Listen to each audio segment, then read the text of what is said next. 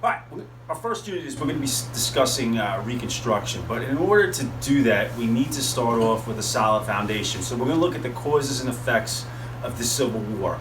One of the easiest ways I like to do this, and this is because I work with the deaf, I know a little bit of sign language, right? In sign language, if you take your hands and come together like this, and then go like this, all right, this means the United States in sign language. Melting pot.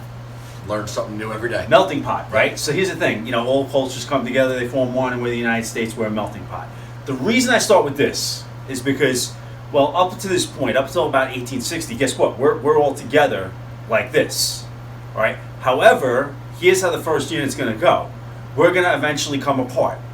And then the next thing that we're gonna have to do is that now bringing that back together. So we're gonna go from here, well, we're gonna start here, we're gonna go here, and then we're gonna come right back. All right, so let's get into just to the causes of the Civil War. That's a lot more mature than what I do, because I talk about like building Legos, and like the United States has been a Lego set, and then somebody came by with a baseball bat and destroyed it, and now we got to put it back together. Not fluent in too many languages, but sign language for me is one of those things. Yeah, melting pot. All right, come together. Go. Yep. Cool. All right, so the causes. All right, when we get into this. All right, probably some familiar images you see. You have the Confederate flag on the right, represent the South, and of course on the north, you see the United States. Yeah, when you get into the Civil War, it's like Union versus Confederacy, North versus South, blue versus gray, all these different analogies that are used for it. Even though it's a war that's taking place within the United States, you have to imagine two separate countries. Or really, is that a good way to put it? Yeah, because the South, basically when the South seceded from the Union, they were declaring their independence. The same way we declared independence from Great Britain, they were trying to declare their independence from the United States. And it's important to recognize Missouri, Kentucky, Delaware, Maryland, and eventually even West Virginia breaks away from Virginia. These were slave-holding states that did not secede from the Union. So, let's get into the causes. Should we start with the obvious one then? Should we go to the image?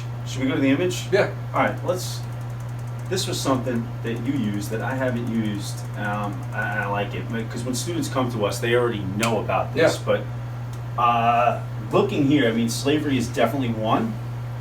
However... It is the one. It is the one. Because when you break down what was going on in our country, essentially from the time we formed the Constitution till 1861, the underlying issue in our country was always slavery, whether it was the 3/5 Compromise at the Constitutional Convention, the Missouri Compromise of 1820, the Great Compromise of 1850. I like to equate slavery as like a pebble in your shoe. That slavery was always there. It was always in our country, and people always knew it was there, but it didn't always bother us as a country. But like when you're walking around, every once in a while, that pebble finds its way into like a spot in your foot that it hurts. And you're like, ah, damn. And you gotta kind of like wiggle your foot around and get it to a spot where it no longer bothers you. That's kind of what slavery was for the first 80 years of our country. I love the pebble thing, because here's the thing. When I'm looking at this document, and of course we're looking at a slave auction, the thing that's troublesome to us, all right, but if you look at it back, this was very, very casual. Mm-hmm. I mean, if you look at it, nobody's horrified. They're up on a pedestal. Nobody has won any medals at any sorts, and they're bidding on things. They're bidding on people, and I just said things accidentally. Right? They're bidding on people who was considered as property as things. And when you look at how we bid on things today, like eBay, if you're bidding on things, I mean, this is very, very, sick, but they're very, very casual. If you look in here, guys off smoking stogies in the background here. And, they're kind of looking here. And, of course, one of the things we'll probably circle back to in this document, which I like, is that, it looks like you have a family. Yeah, and family is completely torn apart. If you haven't seen the movie 12 Years a Slave, the true story of Solomon Northrop, I forget his last name now. This is actually a little bit inaccurate in that the slaves would have been completely naked. And I talk to my students like, why do you think they wanted them to be completely naked? Because the people bidding on them wanted to see their muscle tone. They wanted to know, is this person going to be strong enough to harvest my cotton or tobacco or rice or whatever the plantation needed? Also, they'd look in their mouth to make sure that they had their teeth, because if they didn't have their teeth, they wouldn't be able to eat, they couldn't eat, they wouldn't be strong. And one other thing, if you click ahead, that they're looking for, they were looking for scars on the back. This was a sign that this slave, good for him, was rebellious. didn't do what he was supposed to do.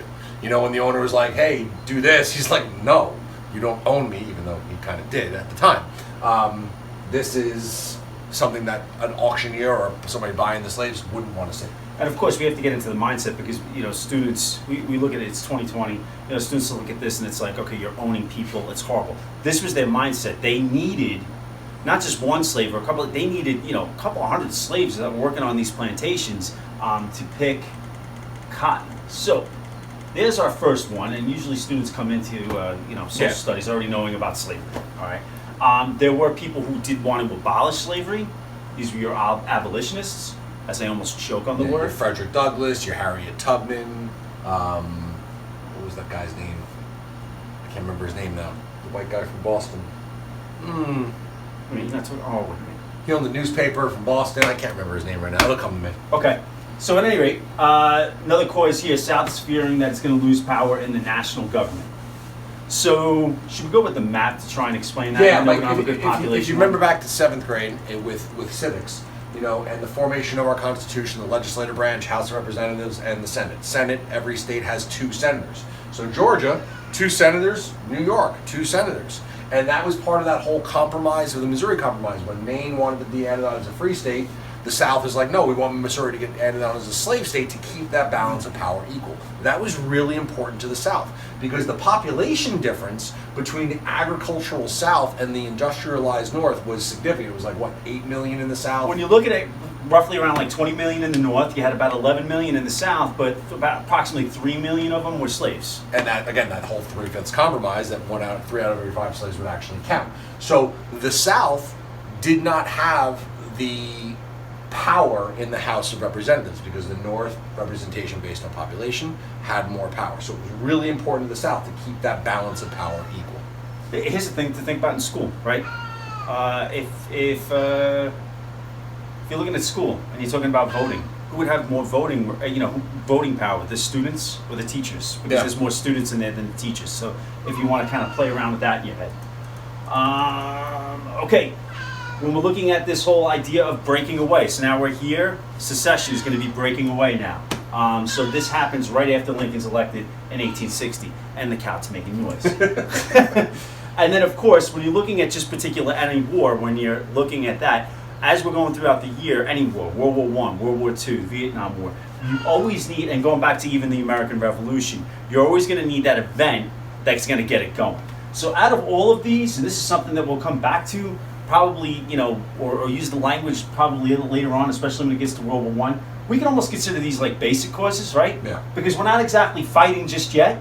Not fighting yet, but this attack on Fort Sumter, that's what's going to get it going. And even go back for a second. Yep. When we get into the secession of the South after Lincoln's election, let's remember how we elect our president. The president's elected, and they're not inaugurated for several months later. So although Lincoln wins the election of 1860, he doesn't become our president until April of 61, I think was when he actually becomes president. The inauguration was right. March. So James Buchanan, who's our president while Lincoln is called the president-elect, he and his cabinet were Southern sympathizers. And they start moving arms and ammunitions from American fort, Union forts held in the North, to the South. I forget who the Secretary of War was at the time. It was basically like, all right, we're going to order like 500 cannons brought from West Point, New York, down to the Virginia Military Academy. Because, why do we need to do that? The South was preparing for a war. Now, we'll often go throughout the school year when we're looking at presidents, they do actually rank presidents. Now, here's the interesting thing. He just said James Buchanan. James Buchanan is ranked somewhere down here. And it's because of this war ignites after he's done as president. Of course, Lincoln, somewhere near the top. But that stuff we'll come back to throughout the year. You want to cover any of this? Again, when you look at all these, abolitionists wanted to get rid of slavery. Uncle Tom's Cabin, a book about slavery that opened the North's eyes to what slavery really was. Underground Railroad helped free the slaves. John Brown's Raid. I'm actually going to Harper's Ferry later on next year. John Brown, so jealous. John Brown, an abolitionist, tried to attack a federal arsenal building to get weapons to lead a slave rebellion. Missouri Compromise of 1850, about slavery. Fugitive Slave Act said the North had to help capture runaway slaves. Kansas-Nebraska Act, that whole idea of popular sovereignty. People rushed into Kansas to try to crash the polls, if you would. Abolitionists trying to vote that Kansas should be free, pro-slavery settlers called border ruffians trying to say that Kansas should be pro-slavery. Dred Scott decision, considered one of the worst decisions in Supreme Court history. Until basically versus Ferguson. Yeah, basically, Roger Taney, the Chief Justice of the Supreme Court, says once you're a slave, you're always a slave. Black people are not citizens of the United States and therefore can't sue people in the United States.